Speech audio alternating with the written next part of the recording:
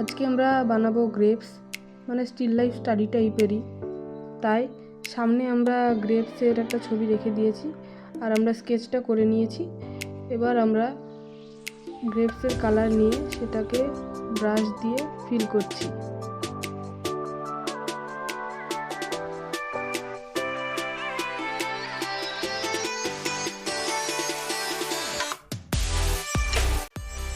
সম্পূর্ণ কালারটা ফিল করে নেওয়ার পরে আমরা একটা ব্রাশ নিলাম, সফট ব্রাশ। এটা দিয়ে ফার্স্টে যে ডার্ক কালারগুলো আছে, মানে যে ডার্ক শ্যাডোগুলো, সেগুলো দিয়ে নিচ্ছি গ্রেপসে।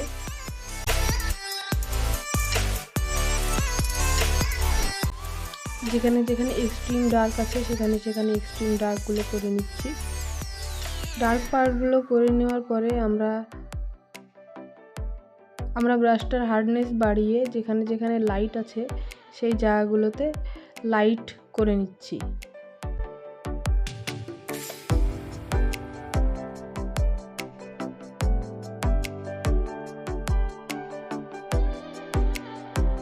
কালার করার টাইমে আমাদেরকে তিনটে জিনিসে খেয়াল রাখতে হবে।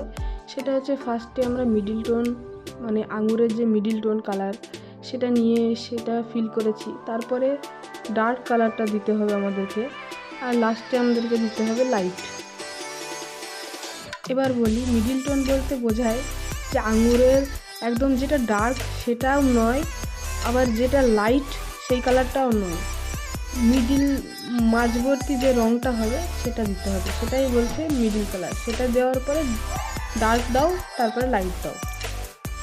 এরপরে আঙুরের উপর যে জলের ছিটেগুলো আছে সেগুলো করে নিচ্ছি। তার জন্য ফার্স্টে হোয়াইট কালার দিয়ে আউটলাইনটা করে নিয়েছি, তারপরে জলের যে লাইট রিফ্লেক্ট করে সেটা করে নিয়েছি, এবং লাস্টে ওই জলের জলবিন্দুগুলোর নিচে একটু শ্যাডো টাইপের হবে সেটা করে নিয়েছি।